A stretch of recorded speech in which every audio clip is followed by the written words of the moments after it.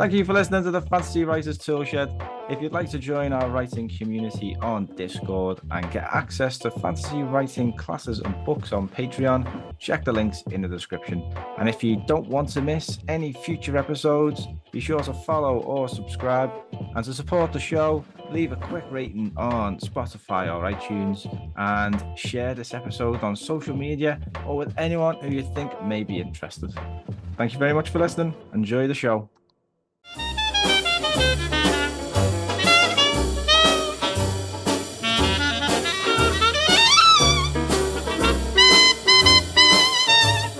Thank you for listening to the Fantasy Writers Toolshed. I'm your host, Richie Billing, and today I'm delighted to be joined by speculative fiction author Sal Goldenberg. Sal, welcome to the show. Hi, thanks for having me. Oh, thank you very much for joining me. I've been excited to chat with you, not just about your brand new book, The Last Phi Hunter, which came out on the 9th of April. Very recent release, and it's something I'm excited to read. Got it on the Kindle there, ready to go. But I'm also very excited to talk to you about the stories that you like to tell outside of perspectives. There's some very interesting themes that you're inspired by as well, which I can relate to a lot. So we're going to get into that. It's going to be interesting. I'm just talking generally about writing because that's what we like to talk about on the show, just how different authors approach the process. So good place to start. Tell us a bit about you and how you got into writing. Yeah, so I've been writing. I'm one of those been writing since I was like little kid type writers, just doing a bunch of scribbles on a paper and coloring and a picture and decided it was a story, and I always wrote kind of like stories like that. My grade school actually had a little publishing center in the school, which was really cute. You could submit your like story and then they would print it out and laminate it. They would type it up for you, because you're like 9 or whatever. Print it out, laminate it. You could illustrate the cover. It was so cute. And I would just I think I annoyed my teachers because I'd be constantly submitting these books to like get published. And then they'd have a little library and your friends could check it out. Yeah, and it was really cool. So I think my love for like telling stories and sharing them with people started really young. And I just kept writing throughout, but it never, like I always talk about how it never really occurred to me to like actually be a writer, like an author, because it just seemed like some kind of crazy dream that like no one really gets to do. I never really thought about it, Yeah. So I didn't start, trying to get published until like 2016 or something like that. But yeah, but I'd always been writing, just for myself and like a couple of my friends. Like one of my best friends, I would always just kind of like send her. We would just trade stories all the time. It started like one I remember I really like. She was deployed in Afghanistan, and I just started sending her chapters of a book I wrote, basically to entertain her in the like, hurry up and wait trenches or whatever, and keep her spirits up. But yeah, so it's always been a thing I've been doing. So I'm just like super stoked to finally actually get started on getting them out to more people. Yeah, that's a great story. What do you think the turning point was? The moment in time where you thought, I actually want to be a writer and you decided to start trying? Yeah, I mean, it was like the same friend, I think, who actually texted me one day and just sent me a picture of some book in the bookstore and was like, we've written stuff better than this. I don't know what book it was. But why can't we actually be on the shelf, And it was just like I never really like even thought about it weirdly.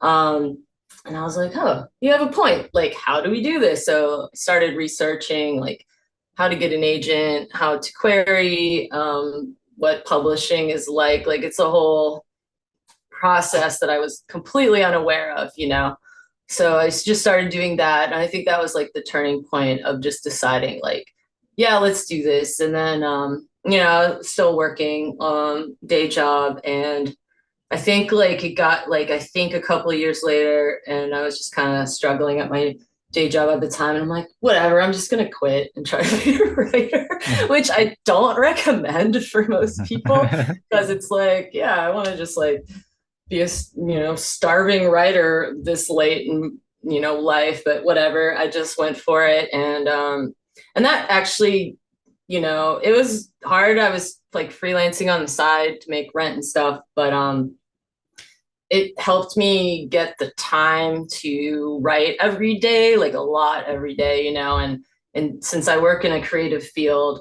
um, professionally, I didn't have that energy being used towards a job that I could put all into writing.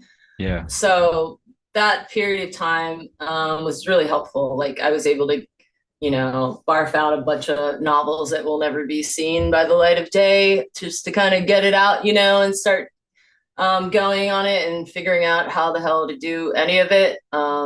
Gave me time to like study craft or whatever. Did that a little bit until I was like, wow, they're just saying the same things over and over. Okay, there's Yeah. nothing more I can really learn here. I mean, so yeah, that was like the one point was like kind of having the epiphany of like, oh, I could do this probably. And then kind of like taking the plunge and trying to do it. Well, I wouldn't even say it would be full time because it's not like I was making any money, you know? About when you all your time to it. Yeah, yeah. It was like full time, but that's kind of like not, that's kind of misleading, you know? Yeah, I think it's an incredible investment. I have quite a similar story. I was working as a lawyer, decided that I hated it, and quit Yeah. to be a writer, and just tried to live off savings for like 6 months, and then Yeah. had to No, get a similar. job. Hmm. But like you say, taking that plunge and freeing all that time up so that you can actually study, practice, and the improvements in that space of time was incredible because you threw yourself into it, and you start to see it in a different light then, don't you, as well, in your mind. It becomes not just a hobby, something you do after work. Yeah. It is work. There's like an urgency that comes with it when you're like, okay, you're just like watching your savings account like dwindle, every day Yeah. when you're getting rejections. You're like, okay, it's another day on the countdown. Yeah. Um, but yeah, it definitely helped me kind of level up during that time of having the time to like really like work on it. And then be disciplined about it was a big thing because, um, working from home and stuff, everyone's kind of learned like, yeah, if you don't make yourself have a schedule or sort of ritual, then it can really get lost in the sauce, when you're trying to just randomly do things. So yeah, it helped me stay like more disciplined with myself too. Nice. So when did the Last Phi Hunter start in the whole process? Yeah, I started writing it in 2020. It was actually a NaNoWriMo project. But I mean, I had the threads of ideas before and other stories, but I kind of put it all together around then. And it kind of clicked for me as soon as I started writing. I really felt inspired and it just kind of flowed. And I like destroyed the NaNoWriMo goal. I went over 50,000 like before, I think, and then just kept writing it until it was done. That's the other thing. If you guys are sorry, or I guess NaNoWriMo is not a thing anymore, but if you're doing like the whole novel a month thing and you finish it, don't stop, just ride the wave, keep going. But yeah, I finished it probably a month later, I think or a few months later, maybe in January. So it took about 2 to 3 months to write it. Nice. Um, and then I left it alone for a while, just to kind of like, recover. Started working on something else in the meantime. And then I went back to it to edit, sent it out to some beta readers, a couple critique people. I sent it out to like some non-writers too, because like I like kind of getting a mix of perspectives. Because Yeah. sometimes if you send it out to only your beta readers, you're just going to get like very writerly, feedback. They're looking Yeah. at it through a certain lens, not just. Sometimes you can get some really good feedback by someone who's never written like creatively and just Definitely. has that reader reaction. Definitely. That's a big thing. Um, yeah. So I put it out to beta readers. And then I started revising it. I forget how long it took. I really hate revision, but Yeah. I Slog. did that. Yeah. And then eventually I just started querying it for a while. Gosh, I have this timeline somewhere, but I don't know where it is. But I was just querying different agents. I got like a couple of requests, but nothing came up from it. And then I saw Angry Robot had an open submissions period. So I just thought, well, what the hell? Why not? And submitted to it, like kind of as an afterthought. I was like, there's no way they're gonna like pick this up, you know? Yeah. And I totally forgot about it. And then like 6 or 7 months later, or something like that, I got an email from them, was like, yeah, send us more. And I'm like, woo, so did that. And then started to happen pretty quickly after that, a couple of months when they read it, liked it, had the call, took it to acquisitions. Thing was, I didn't have an agent at the time. So they were very much very cool in being like, oh, we want to give you time to get an agent because we know that's really important for your career. And it's Yeah. called Open the Doors. They want to bring in like new writers, and really kind of give them a shot in the industry. So I Yeah. was really grateful that they, gave me some time to find the right agent, didn't rush me on it. And so I found an awesome agent. I love her. She's great. And What was yeah, that that process like of finding an agent when you had an offer already? once you have an offer, they answer you so much faster. Yeah. Because I have a theory that a lot of agents will just wait until they get that offer received. Do you really want this? And they're like, oh, Yeah. yeah, yeah, yeah, yeah. I'll check Someone with else them. did the work for me. Cool. Yeah. I'm just kidding if any agent is listening. I'm sure you guys read all of them. But yeah, so it was like I started getting requests a lot faster. So that was really nice. At the same time, it can be like kind of I feel like it was really stressful too because, when you get a form rejection, you can like really like shake it off easily because you're like, oh, whatever, who knows? They might not have read it or Yeah. they didn't have time, whatever. I prefer the form rejections a lot of times because when I get like, feedback, I'm Yeah. just like, oh, so you did read it and you did Yeah. make a value judgment and but so I think that can be kind of stressful when you start getting the more personalized rejections because then you're like, wait, are they right? But I mean, for the most part, rejection is not something that phases me very much. So I was able to kind of like push through it and finally find an agent that I just had a gut feeling that she was really like the one for me. So yeah, Yeah. it was I went for her. Brilliant She's story. great. And never give up. That's a good takeaway from that one. Yeah, yeah, Keep totally. going. Keep going. Yeah. That's really it. That's Nice. So really tell it. us all about the story because I think it sounds fantastic. I've got it, like I say, I've got it lined up. Load Just it to up. it's to give you a little snippet. It's rich with Thai demon folklore. No, you can't say you've ever heard of a story like that. So Mm-hmm. tell us all about it. Yeah, that I mean that was a big reason I wanted to write it. I was seeing more stories coming out from like non-Western fantasy perspectives and settings, and I thought about it. I was thinking about the whole own voices thing, and I'm like, oh, maybe I should write something like, um, you know, inspired by part of my heritage. I'm half Thai, and I started, I've always liked the whole like monster hunter kind of stories, like the Witcher type things. Yeah, There's always like really cool, like the lone hunter in the forest or whatever. So, and I had a story like that before, just like a short story that I liked. But yeah, so then I started looking at Thai monsters and in like folklore and hungry ghosts, which are kind of like they're kind of like monsters, but what I liked about them, the Fee, or that they were all, I mean, they're all human, but they were being like punished for their sins by becoming these kind of like wretched creatures that are just suffering. And then, people like can see them in life. And a lot of times they're not like dangerous. They're just kind of like, it's like a Buddhist parable. Like, look at this. You don't want to end up like this, yeah. be nice to your parents, don't talk back, whatever. And some of them are like really funny. I was reading a book about them and I was I was like surprised at how many were just like this.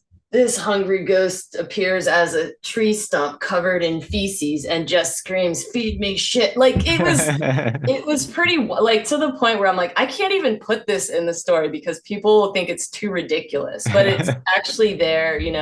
And I was reading more about like folk magic and kind of the rituals they do or did. Like black magic and necromancy was a big thing. And I was just so intrigued by all of it that I thought it would be a great place to put in a story. And I knew that like before I wrote it, I was like, I wonder if anyone else has done this yet. And I looked and didn't see any, and I was kind of surprised at how very little like Thai inspired or Southeast Asian inspired fantasy there was out there. And so I thought that people needed to know. Yeah, that's brilliant.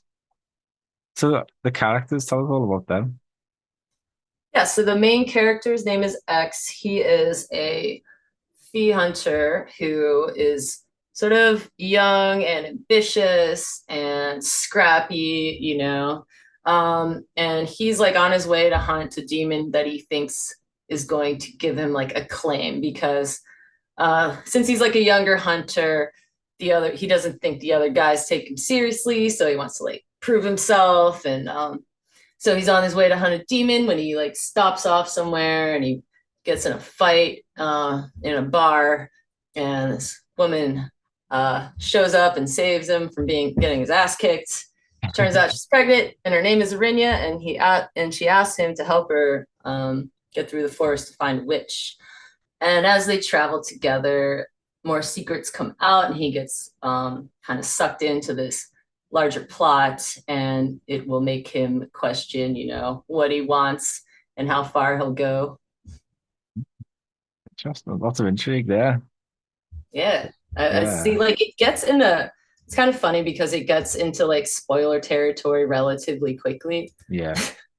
So I can only really like talk about, or at least I don't know how spoilery we can get, but oh, but you haven't read it yet, so I can't spoil it for you. But yeah, I think the spoilers kind of start around chapter like 3, Let's go. like the twist, I guess you could say. I don't know. But yeah, I can talk vaguely Yeah. about it. So tell us about like your process of creating characters. Did you have a character in mind when you were thinking about the story, or did you think about the research, like the coming up with like sort of the concept of the fee hunters first, and then that sort of organically gave you characters? How did that work? Yeah, so it kind of started from the seeds of like maybe 3 different stories. There was the short story I mentioned, and it was kind of this more generic demon hunter setting, where the thing that stuck out to me that stayed with me about it was kind of like this scene of this hunter doing this weird ritual to like be able to fight this demon, and being able to speak with the demon like mentally, along with a hunting companion named the Hound, but he didn't really know his name. Very mysterious, not his dog, but Yeah. his partner, sort of. And so, like, yeah, I guess it would start with the character, but more of a archetype, I guess, or like an idea of like what the character or job, like the fee hunter kind of idea, and then it would build from there. There was another story I had that I used that was just like a couple chapters of some like mercenary type getting jumped in a bar and like not fighting back because it was against his morals or something. Yeah. And and that was where more of his personality came from. So combining all those together kind of got me to where the story ended up being. Because a lot of times I'll start writing and not really know anything about anything. Like I don't really plan that much, before I start, because I like to sort of discover things and go off and come up with new stuff. So yeah, like it kind of grew, from a seed to become what it was. Nice. You get loads more twists and turns, don't you, with that approach, I find. Yeah, and for better or worse, like sometimes there's always a danger when you're I mean, I made an outline. It was, like a couple sentences per beat type of outline, and a lot of it just I think by the time you get to the halfway mark, you're like, this is not the story that I thought I was writing. Yeah, Um, but it does serve to like hit what emotional beats need to happen when like tent poles kind of, or like I know this set piece is gonna happen. yeah, I'm gonna make sure that happens. But I think like a danger you can get in when you're more of a discovery writer or pantser is kind of making the plot too tidy because sometimes there's like too much circumstance or just to kind of fit your crazy blanket of plot together and you're like making all these weird adjustments and so I think that's something you have to fix in revision and you have to do a lot more revision as a pantser than you do as an outliner, that's for sure. yeah. Never fun, is it? Reviving. Yeah, I mean, I hate revising, but I also like it because it's one of those things where like when you figure out the solution, you feel so smart, It's really Yeah, satisfying. yeah. It is where like the real writing is done, isn't it? It's where everything is sort of polished and tied together nicely, and Yeah, you can't skimp on the editing. That's the main point. right. Yeah, yeah, yeah. Yeah. Thank you very much for listening to today's show. This is just a very quick break to share some messages from our sponsors. This is a paid advertisement by Fictionary. Fictionary is a tool that offers writers a structured approach to editing. It was created by best-selling author Christina Stanley and was designed using her knowledge and insights. Let's face it, not many writers enjoy editing. It can be laborious, and with so much to analyze and consider, it can be tough to get right to. Fictionary seeks to tackle these problems. After you upload your manuscript and enter the details of your scenes and chapters and the nature of your book, it'll present you with graphics and overviews that analyze your story. It breaks down things like character arcs, story arcs, and it can measure the development of your story compared to what would be expected by other readers in the genre. Fictionary also offers the opportunity to get key developmental help with your stories, and this can help you adjust and tweak the structure so that it flows like a river.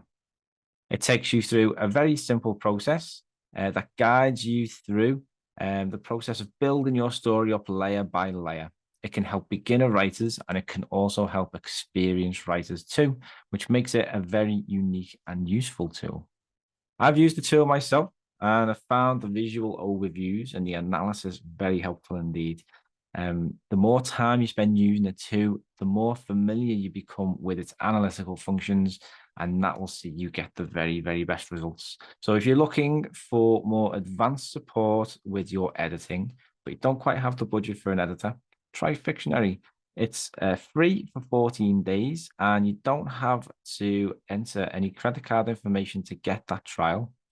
And also, as a very special offer to listeners of the Fantasy Writers Toolshed, you can get 25% off the first 6 months of your monthly subscription or 6 months off the first year of your annual subscription. The code is FWT25, and you can head to fictionary.co/FWT to find out more. How did you approach the world, the creation of the world in the story? Because it does sound very cool. I mean, you mentioned a few sort of things like bar fights, and I like the sound of like incorporating that into a fantasy setting. So, can you tell us about how you decided on your approach to world building? Yeah, I knew that I wanted to incorporate Thai inspired culture and sort of like it's kind of like the medieval period, the Utah period, in what it was once Siam. So I was looking at some stuff from history there, like the country was like, or the countryside, and thinking about the role of like religion. I was reading about like the monks and that how they influence society, from a very early period. And I think when I was making up the Phi Hunters Guild, they kind of are almost a little bit monk-like because they have a lot of traditions, they have a lot of like rules for themselves and like morals and stuff. And so it kind of inspired that a little bit. I was thinking about it was a different period. I'm this is the reason I don't write historical fantasy is because I have no idea how to keep track of dates and stuff. Yeah. But So, later in Thailand's history, when they were being threatened by colonization, the king at the time made sure to like start modernizing the country. And it was to the point where he had his court dressing like the Westerners that were coming in and changing the architecture of the cities and trying to like reform like religion, and make it less superstitious. So that was where the idea of the current era of Suriname in the Last Phi Hunter is the name of the country, starting to like modernize, starting to push into like the woods and kind of run the spirits out of like as they're building more things and trying to steer the people away from being superstitious and stuff, so they kind of look more civilized to outside powers. It's kind of in the background because X, the character, is not really concerned with any of those things. He's yeah. just kind of like trying to live his life. He doesn't really think about politics. And when they come into you know, his world, he's very much like a fish out of water. So you kind of get his perspective on that, like kind of looking at this. He's like a endangered creature, he's like looking at all these people, like thinking like, what is this stuff? I don't want any part of it. But he sees like the world changing. And I think part of that vibe too was I really, really liked Princess Mononoke, the Studio Ghibli. I just there was this like emotional tone in that movie of like just how progress is making the world less magical, and Yeah. I really like it's kind of melancholy, it's kind of um exciting in the same way. And that feeling of loss too was something I wanted to capture. Yeah. um No, it's amazing. Like you say, it's almost like relatable in so many more ways as well, because like you could even say like things like capitalism's getting out of control and destroying yeah. forests and stuff like that. Like you could tie it in with that. It's amazing, like theme, and that's something I wanted to ask you about. Like it seems like you do place quite a lot of weight on the themes and like what your story is actually about. This is what I'm looking to explore in the story. Is that Hmm. something that you thought about at the beginning, or is that something that sort of or came out as you went along? I think it kind of came out as it went along. Like I was thinking about the character and the journey and the things, and how he's moving through the world. And then the themes kind of surfaced as I was writing. I think one of the characters, Arinya, she's pregnant, and there's like kind of some motherhood and body autonomy themes in her story. She's not a POV character, but she has a big part in the story. And then having the main character X be this, he's from like a mountain village, and so in most of the society, he's not looked at as sort of equal or civilized. So he's kind of an outsider too, Yeah, to his fellow Siriramis people. So he's a bit of an outcast, and so there's questions of like who he wants to be and who he thinks he is, how the world views him, and yeah, and like, can you change, or like maybe you should change, or being able to like look at other perspectives and learn from that and grow. Like it's not a coming of age story, it's they're over the YA kind of age. They know the characters, like know who they are, yeah, have a good idea of it. But it's kind of when things start to challenge that view, like how do they respond to it? That's a really good like angle to take, I think, because people don't stop changing. Like YA is heavily associated with these sort of like coming of age, like epiphany moments, and but people Yeah. people don't just get to like 21 and then just like they're the same person for like the next 70 Oh years. yeah. I mean, I was a total idiot when I was 21. Like if I stopped growing then, that would be terrible. Um, but yeah, like yeah, exactly what you're saying. We're all like works in progress, so there's always room to grow every day. Yeah, and that's a great thing to explore in your stories. And I particularly like you focus on outsiders because this is something I love to explore. And I think I don't know why I was going to ask you why you like this. Why Because are you I like this? no, why you like the outsider perspective. I was thinking about why I tend to focus on like underdogs and outsiders and stuff like that. And I think it does tie in a lot with where I'm from, as like Liverpool has historically been like pretty how would you put it in a nice one? Yeah. What Sort is of it like? castigated society like city. So like the people of okay, it's a bit like but the people of Liverpool are often branded as like thieves and low lives and It's like football benefits. teams, like It's a lot to do with gangs. that, but it's a very Yeah. working class city as well, and they don't like taking shit from people. So Oh yes. so, Yeah. so it's Yeah. like that when you grow up in that sort of thing, I get why that comes around. And the working class essentially, it's that sort of you're trying to, especially when it comes to writing, you're trying to sort of reach into a very middle class industry. So you do Mhm. feel like a bit of an outsider, especially when you go to like conferences and stuff like that. So I don't know, it's sort of filtered through. But why would what is it that Oh draws yeah, you?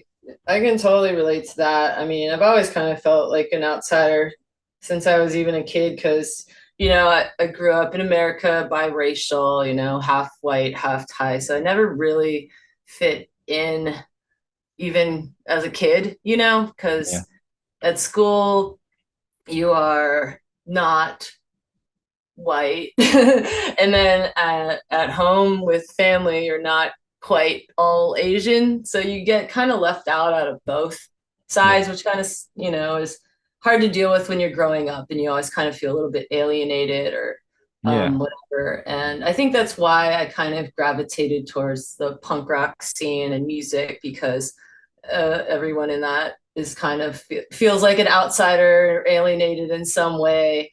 yeah, So that was a big refuge for me, and continues. I'm still like in the scene and stuff, and doing music, and we'll always have that punk rock streak. Probably comes out of my writing a little bit.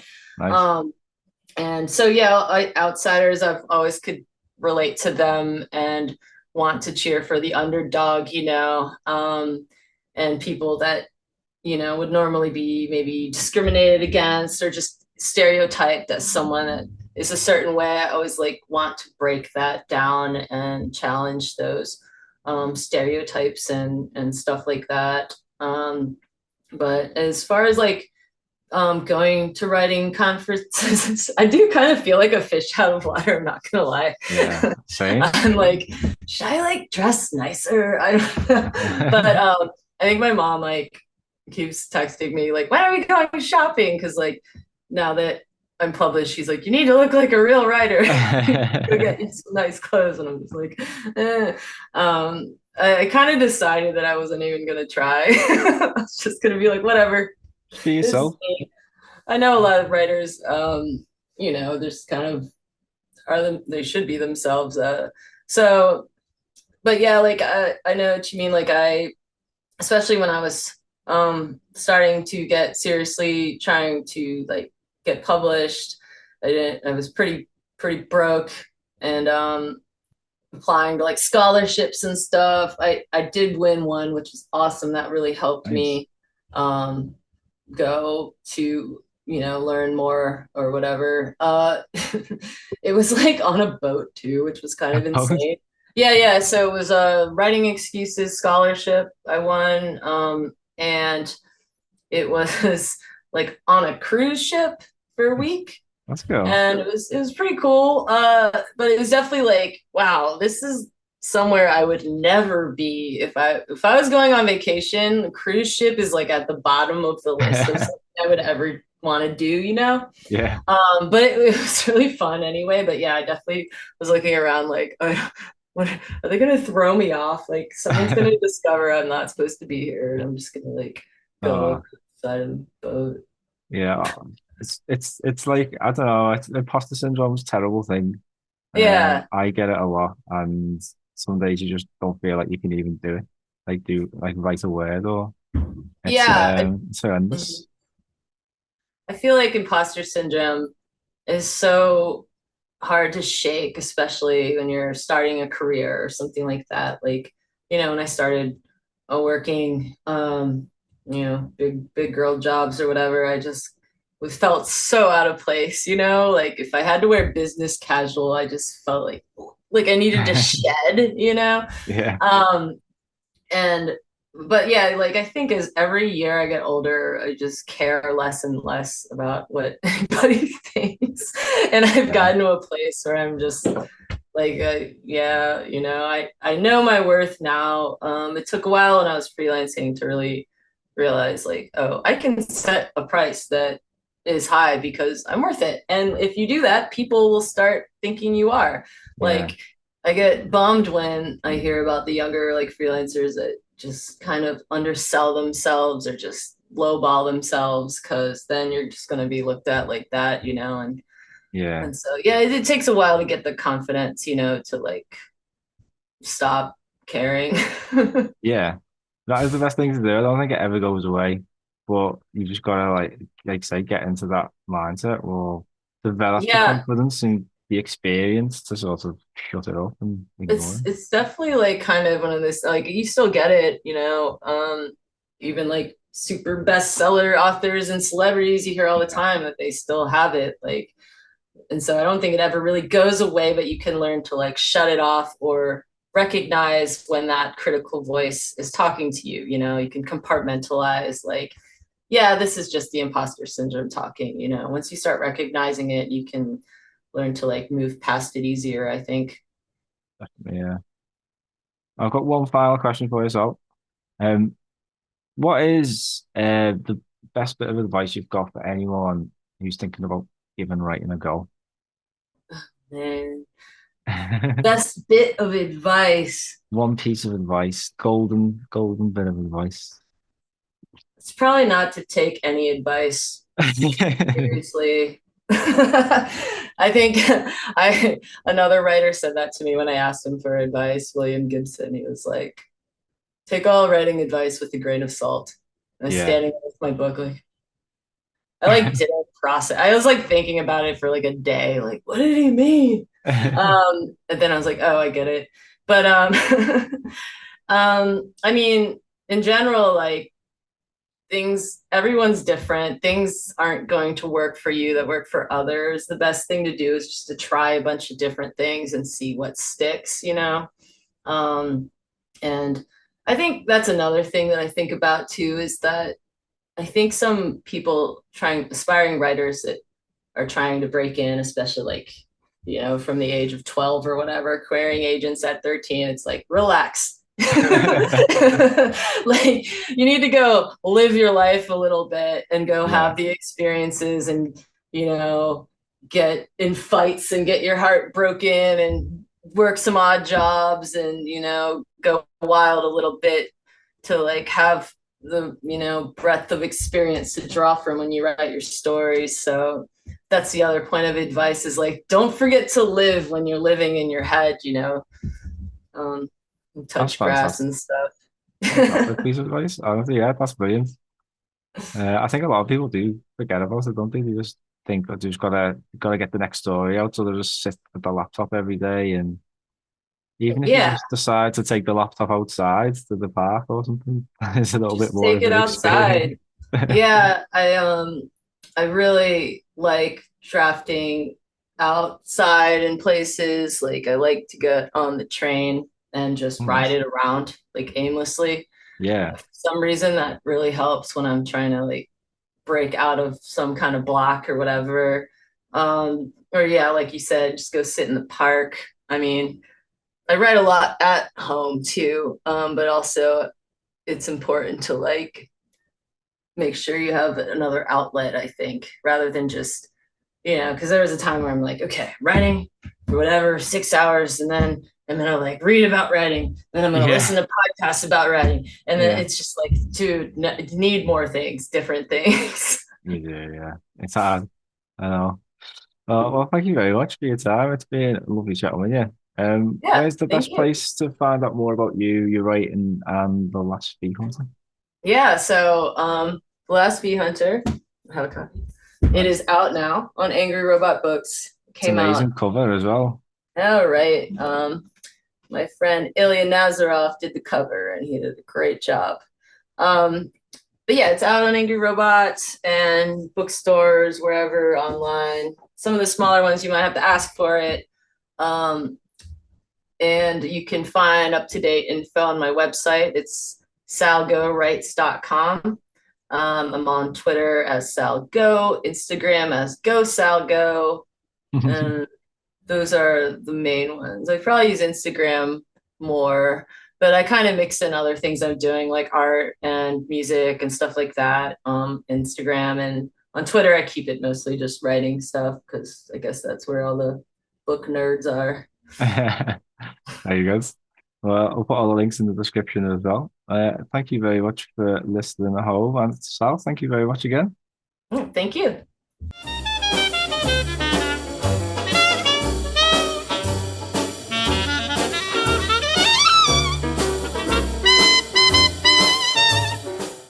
Thank you for listening to the Fantasy Writers Toolshed.